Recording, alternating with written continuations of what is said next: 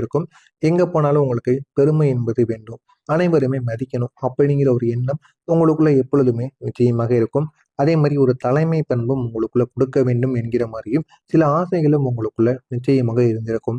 ஆனா அந்த ஒரு தன்னம்பிக்கை தாங்க சில நேரங்கள்ல ஆணவமாக உங்களுக்குள்ள மாறி இருக்கும். இல்லை அப்படின்னா ஒரு ஈகோ போல உங்களுக்குள்ள தெரியவும் ஆரம்பித்திருக்கும்.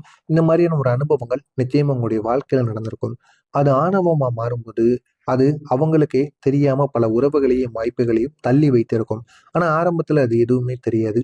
போக போக சில உறவுகள் இருந்தாங்களே அவங்களாம் எங்க போயிட்டாங்க அப்படின்னு நினைத்து பார்க்கும் பொழுது அவங்க எல்லாம் உங்களுடைய வாழ்க்கையை விட்டு விலகி இருப்பாங்க. ஆனா ஆரம்பத்துல உங்களுடைய ஆணவம் தான் உங்களுக்கு பெருசுன்னு துணை இருக்கும். போக போக உங்களுடைய உறவுகளும் எந்த விதமான உதவிகளும் எந்த விதமான உறவினர்களும் இல்லாம இருக்கும்போது தான் நீங்க அதனை பத்தி யோசிக்க ஆரம்பிப்பீங்க. இதுதான் உங்களுடைய வாழ்க்கையில இப்போ நடந்து கொண்டிருக்கும். ஆனா நீங்க எப்போதுமே நான் தான் சரி என்கிற ஒரு எண்ணம் உங்களுக்குள்ள எப்பொழுதுமே இருக்கும். இது கர்வம் போல உங்களுக்குள்ள நிச்சயமா சுத்தி சுத்தி வரும். ஒரு நிமிடத்தில் எடுக்கக்கூடிய முடிவு கூட ஒரு கடுமையான ஒரு வார்த்தைகளை உங்களுக்குள்ள நிச்சயமா உருவாக்கி இருக்கும். இவையெல்லாம் சேர்த்து உங்களுடைய வாழ்க்கையில ஆழமான காயங்களை உருவாக்கி இருக்கும். அந்த காயங்களிலிருந்து உங்களை வெளிவர முடியாம இன்னமும் நீங்கள் சில பிரச்சனைகளுக்கு ஆளாக்கப்படுவீங்க. இப்போது உங்களுடைய ஈகோவால ஏற்பட்ட 20 சம்பவங்கள் நிச்சயமாக நடந்திருக்கும். ஒரு நண்பன் சிறிய ஒரு தவறை பண்ணியிருப்பான். ஆனா அந்த ஒரு தவறை நீங்க சுட்டி காட்டி கொண்டே இருந்திருப்பீங்க. அதனால உங்களுக்கும் அவனுக்கும் இடையில சின்ன சின்ன தடைகள் ஏற்பட்டிருக்கும். அதை ஏற்காம சண்டை போட்டதால அந்த ஒரு நட்பு கூட உங்களுடைய வாழ்க்கையில இருந்து முறியவும் செஞ்சிருக்கும். ஒரு வேலை இடத்துல மேலாளர் சொன்ன ஒரு ஆலோசனையை ஏற்காம விட்டதால பதவி உயர்வு உங்களுக்கு தள்ளி போயிருக்கும். ஆனா அதை நீங்க உடனே நினைத்து கவலைப்பட மாட்டீங்க. பிற்காலத்தில் நம்ம அந்த பதவி உயர்வுக்கு மட்டும் போயிருந்தா என்னுடைய வாழ்க்கை இப்போ எப்படி போயிருக்கும், எந்த அளவுக்கு எனக்கு பணத்தை என்னால சம்பாதிச்சிருக்க முடியும் என்கிற மாதிரியான கேள்விகள் உங்களுடைய மனதிற்குள் ஓட ஆரம்பிச்சிருக்கும்.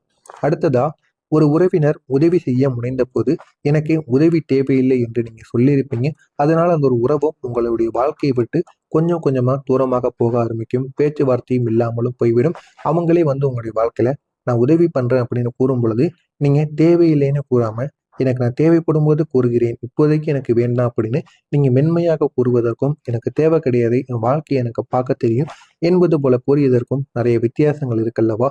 அதனால உங்களுடைய வாழ்க்கையிலிருந்து உறவினர்களும் அந்த உதவி செய்யக்கூடிய உறவினரும் இவங்க தூரமாக சென்று விட்டார். ஒரே ஒரு குடும்ப நிகழ்வில் பேசப்பட்ட ஒரே ஒரு வார்த்தை பெரிய ஒரு சண்டையாக மாறியிருக்கும். நீங்க யாரிடம் பேசினாலும் தலைக்கணம் இருப்பது போல பேசுவீங்க. அது மத்தவங்களுக்கு பிடிக்காது. அது நீங்க பேசும் பொழுது நீங்க ஈகோவுடன் பேசுறீங்க அப்படின்னு மத்தவங்க உணர்ந்து கொள்வாங்க. அதனால உங்களுடைய வாழ்க்கையில அனைவருமே உங்களுடைய குடும்பமாக இருக்கட்டும், உங்களை சுற்றி இருக்கக்கூடிய மனிதர்களாக இருக்கட்டும், அனைவருமே சண்டைக்கு உங்களிடம் வருவதற்காக தயங்காம இருப்பாங்க. இந்த மாதிரியான அனுபவங்களும் உங்களுடைய வாழ்க்கையில நிச்சயமா நடந்திருக்கும். ஒரு நல்ல ஒரு வாய்ப்பு கூட உங்களுடைய ஈகோ காரணமாக நான் இதை விட பெரியதுதான் எனக்கு வேண்டும் என்று நீங்க சொல்லியிருப்பீங்க. மற்றவங்களோ உங்களுக்கு தெரிஞ்சவங்களோ அந்த ஒரு வாய்ப்பை அவங்க பயன்படுத்தும் பொழுது நம்மளும் அந்த ஒரு வாய்ப்பை பயன்படுத்தினா நமக்குன்னு என்ன மரியாதை இருக்கு என்பது நீங்களே உங்களை நினைத்து கொண்டு அதனாலேயும் பல வாய்ப்புகளை உங்களுடைய கையை விட்டு நீங்க நழுவ விட்டுருப்பீங்க. ஒரு காதல் உறவுல கூட நீங்க மன்னிப்பு கேட்காம இருந்ததால அதுவும் அந்த காதல் உறவு உங்களுடைய வாழ்க்கையை விட்டு போயிருக்கும். இது காதல் உறவு மட்டுமல்ல, திருமணமான நபர்களுக்கும் நிச்சயமாக இது பொருந்திவிடும். மன்னிப்பு, அதற்கப்புறம் பொறுத்து போவது, இந்த இரண்டும் இல்லாம இருக்கிறதுனால நிறைய உறவுகள் உங்களுடைய காதல் உறவை நீங்க இழந்து விட்டுட்டீங்க அப்படின்னா சும்மாவாங்க. ஒரு நண்பர் மீண்டும் உங்களுடைய சேர முயன்ற போது அதை நீங்க நிராகரிச்சிருப்பீங்க. அதனால உங்களுக்கு தனிமை நிச்சயமா அதிகரிக்கவும் தொடங்கியிருக்கும். ஒரு தொழில் வாய்ப்பில் கூட கூட்டாக வேலை செய்ய நீங்க மறுத்ததால உங்களுக்கு நஷ்டம் நிச்சயமா ஏற்பட்டிருக்கும். ஆரம்பத்தில் நீங்க பேசியது கூட்டாக நம்ம சேர்ந்து வேலை பார்ப்போம்னு தான் பேசியிருப்பீங்க. ஆனா போக போக கூட்டு என்பது நமக்கு வேண்டாம், நம்ம தனிமையாகவே பார்த்து கொள்ளலாம் என்று நினைத்து நீங்க தனிமையாக தொடங்குவீங்க.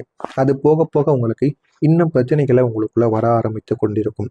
ஒரு பெரியவருடைய அறிவுரையை நீங்க கேட்காம தவறான ஒரு முடிவை நீங்க எடுத்திருப்பீங்க. அந்த தவறான முடிவால ஏகப்பட்ட பிரச்சனைகளை நீங்க சந்திச்சிருப்பீங்க. ஒரு சின்ன விஷயத்தை கூட நீங்க சமரசம் செய்யாம இருந்ததால் தான் உங்களுடைய குடும்பத்துல பிரிவானது ஏற்பட்டிருக்கும். இந்த மாதிரி அனுபவங்கள் உங்களுடைய வாழ்க்கையில தொடர்ந்து ஏற்பட்டு கொண்டே இருந்திருக்குங்க. ஒரு வேலை வாய்ப்பில் கூட நீங்க குழுவாக வேலை செய்யாம தனியாக முயன்றதால தோல்வி ஏற்பட்டிருக்கும். இந்த ஒரு தோல்வி உங்களுக்கு மட்டும் ஏற்பட்டிருக்காது. இது உங்களுடைய சுற்றி இருக்கக்கூடிய நண்பர்களுக்கும் ஏற்பட்டு நான் உன்னாலதான் இதெல்லாம் ஏற்பட்டது அப்படின்னு கூறி உங்களுக்கும் அவங்களுக்கும் இடையில சின்ன சின்ன சண்டை சச்சரவுகள் ஏற்பட்டிருக்கும். நான் தான் சரி அப்படிங்கிற ஒரு பிடிவாதத்தால ஏற்பட்ட 5 விதமான பிரச்சனைகள் இருக்கும்.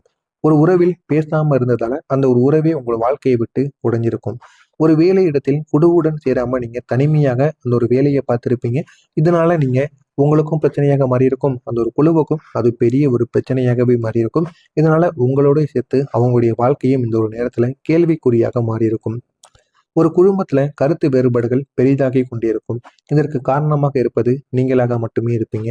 ஒரு நண்பருடன் சண்டையானது உங்களுக்கு நீண்டு கொண்டே போயிருக்கும். ஒரு நல்ல ஒரு முடிவை கூட இது தாமதமாக உங்களுக்கு எடுக்க வைத்திருக்கும். இது எல்லாமே உங்களுடைய மனதில் ஒரு பெரிய ஒரு கவலைகளை உருவாக்கி கொண்டே இருக்கும். ஆனா மாற்றமானது வரும். ஆனா அந்த மாற்றம் உடனே உங்களுக்கு வராது. இது எல்லாத்தையும் நீங்க மறந்து உங்களுடைய ஈகோவில இருந்து நீங்க வெளியே வரணும்.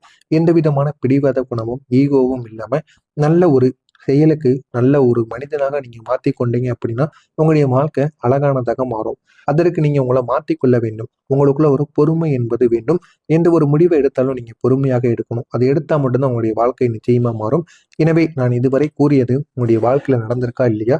சில விஷயங்கள் உங்களுடைய வாழ்க்கையில நிச்சயமாக நடந்திருக்கும். நடந்ததா இல்லையா என்பதை கமெண்ட் வாயிலாக கூறுங்கள். இனிமே உங்களுடைய வாழ்க்கையில நடக்கப் போவது என்ன என்பதை நான் கூறுகிறேன். அது நடக்கிறதா இல்லையா என்பதை பார்த்தும் கமெண்ட் வாயிலாக கூறுங்கள். வரக்கூடிய இந்த ஒரு நாளுக்கு பிறகு உங்களுடைய வாழ்க்கையில பெரிய பெரிய மாற்றங்கள் ஏற்படும். முக்கியமா ஈகோ அப்படிங்கிறது உங்களுக்குள்ள குறைய ஆரம்பிக்கும். அந்த ஈகோ உங்களுக்குள்ள நீங்களே குறைத்துக் கொள்ள மாட்டீங்க.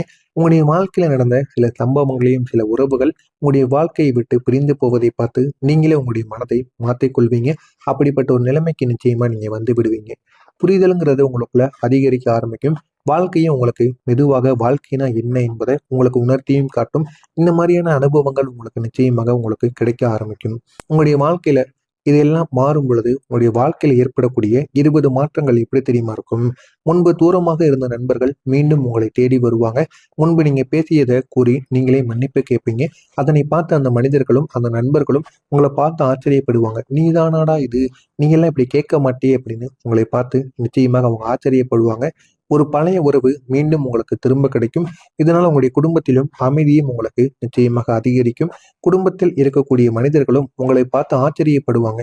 முன்பு உனக்குள்ள எவ்வளவு ஈகோ, எவ்வளவு கோபம் இதெல்லாம் இருந்தது. இப்ப எல்லாத்தையும் நீ மறந்துட்டு வரும் பொழுது ஒரு புதிய மனுஷனா உன்னை பார்க்குற மாதிரி இருக்கு அப்படின்னு உங்களுடைய பெற்றோர்கள் உங்களை பெருமையாக பேசுவாங்க. இந்த மாதிரி ஒரு செயல்களும் உங்களுடைய வாழ்க்கையில நிச்சயமாக நடக்குங்க. நீங்க பேசக்கூடிய வார்த்தைகள் இனிமே அனைவருக்கும் இனிமையாக தோன்றும். இதுவரைக்கும் கெடுதலாக தோன்றிய அனைவருக்குமே இனிமே நீங்க பேசியது தேன் போல இருக்கும். நீங்க உங்க கூடவே எல்லாரும் இருக்கணும் அப்படின்னு அனைவரும் உங்களை தேடி வருவாங்க. உங்களை சுத்தி சுத்தி வருவாங்க. உங்களுக்குள்ள இருக்கக்கூடிய தலைமை பண்பும் லீடர்ஷிப்பும் உங்களை இன்னும் அழகான ஒரு மனிதராக நிச்சயமாக மாற்றியும் கொடுக்குங்க. மற்றவங்க உங்களுடைய கருத்தை மதிப்பாங்க. நீங்க என்ன கூறினாலும் உங்களுடைய சொல் பேச்சை கேட்டு அவங்க நடந்து கொள்வாங்க. அந்த அளவுக்கு உங்கள் மீது ஒரு செல்ஃப் ரெஸ்பெக்ட் நிச்சயமாக கிடைக்கும். ஒரு நல்ல ஒரு வாய்ப்பு கூட வேலைக்கான ஒரு வாய்ப்பு இல்லை தொழிலுக்கான ஒரு வாய்ப்பு கூட உங்களுக்கு கிடைப்பதற்கான வாய்ப்பு நிச்சயமாக இருக்கும். மன்னிப்பு கேட்கக்கூடிய ஒரு தைரியம் உங்களுக்குள்ள நிச்சயமாக வந்துவிடும். இது வரைக்கும் எதெல்லாம் நீங்க ஈகோன்னு கூறுனீங்களோ இந்த ஒரு நேரத்துல அதை நீங்கள் நினைத்து மன்னிப்பு கேட்பீங்க. அப்படிப்பட்ட ஒரு நபராக நீங்க மாறி இருப்பீங்க. மற்றவங்களை புரிந்து கொள்ள ஆரம்பிப்பீங்க. அவங்களுக்கும் உணர்ச்சிகள் இருக்கும் என்பதை நீங்க உணர்ந்து கொள்வீங்க. உங்களுக்குள்ள இதனால சண்டைகள் எல்லாம் குறையும். நம்பிக்கையானது அதிகரிக்க தொடங்கும். உறவுகள்ல நீங்க வலுப்பெற்று நடப்பீங்க. முன்பு இழந்த வாய்ப்புகளை மீண்டும் நீங்க பெற்று உங்களுடைய வாழ்க்கையை அழகாக மாத்துவீங்க. புதிய நண்பர்கள் உங்களுடைய வாழ்க்கையில சேருவாங்க. குடும்பத்துல உங்களுடைய மதிப்பு இன்னும் உயர ஆரம்பிக்கும். நீங்க எங்கு சென்றாலுமே இனிமே உங்களுக்கு மரியாதையானது கிடைக்கும். இது வரைக்கும் கிடைக்காத மரியாதை இனிமே உங்களுடைய மாற்றத்தால் உங்களுக்கு கிடைக்க ஆரம்பிக்கும். முடிவுகள் அனைத்தும் உங்களுக்கு தெளிவாகவே மாறிவிடுங்க. உங்களுடைய பேச்சும் அனைவரையுமே ஏற்கக்கூடியதாக இருக்கும். நீங்க இருக்கக்கூடிய முடிவுகளையும் வெற்றிகளை நிச்சயமா ஏற்படுத்தியும் கொடுக்கும். உங்களுடைய மனமும் இப்போது அமைதியாக மாறும். உங்களுடைய வாழ்க்கை சமநிலைக்கு வந்துவிடும். இனி உங்களுடைய பேச்சுக்கு மதிப்பானது கிடைக்கும். நீங்க சொல்வதை அனைவரும் கேட்டு நடப்பாங்க. உங்களுடைய வார்த்தைகள் சண்டையை தீர்க்க சக்தியானதாக நிச்சயமாக மாறும். இந்த ஒரு நேரத்தில் உங்களுடைய வாழ்க்கையை மாற்றக்கூடிய 3 வெற்றிக்கான வழிகள். ஒரு வேலை வாய்ப்பில் நீங்க சமரசம் செஞ்சு குழுவுடன் இணைந்து பண்ணுனீங்க அப்படின்னா ஒரு பெரிய ஒரு வெற்றி உங்களுக்கு கிடைக்கும். இது உங்களுக்கு மட்டுமல்ல உங்களுடைய டீமையும் நிச்சயமா நல்ல ஒரு நிலைமைக்கும் கொண்டு போகும். ஒரு குடும்ப பிரச்சனையில நீங்க அமைதியாக பேசும்போது அனைவரும் ஒன்றாக சேர்ந்து நிற்பாங்க. இது உங்களுக்கு ஒரு தைரியம் போல கிடைக்கும். ஒரு உறவில் நீங்க மன்னிப்பு கேட்டீங்க அப்படின்னா அந்த ஒரு உறவு மீண்டும் மலர ஆரம்பிக்கும். இதனை பார்த்து எல்லாருமே ஆச்சரியப்படுவாங்க. இப்போ நீங்க பண்ண வேண்டிய ஒரே ஒரு பரிகாரம், ஞாயிற்றுக்கிழமை நாட்கள்ல காலையில எழுந்து ஒரே ஒரு தீபத்தை ஏத்தி உங்களுடைய மனதில் ஏன் என்னுடைய ஈகோ குறைய வேண்டும் அப்படின்னு நீங்கள் கூற வேண்டும். எனக்கு நல்ல புரிதலும் வர வேண்டும். என் ஈகோ குறைந்து எனக்கு நல்ல புரிதல் வர வேண்டும் என்று நீங்கள் சொல்லி மட்டும் பாருங்க. அதற்கு பிறகு ஒரு நல்ல செயல்கள் உங்களுடைய வாழ்க்கையில நீங்கள் செஞ்சு விடுங்க. யாருக்காவது உதவி பண்ணுங்க. ஆனால் இது யாருக்கும் தெரியாம பண்ணணும். உங்க கூட இருக்கக்கூடிய நபர்களுக்கு கூட தெரியக்கூடாது. யாரிடமும் நீங்க சொல்லவும் கூடாது. இதை மட்டும் நீங்க பண்ணி பாருங்க. உங்களுடைய வாழ்க்கை இன்னும் அழகானதாக மாறும். மறக்காம நம்முடைய சேனலுக்கு நீங்க புதிய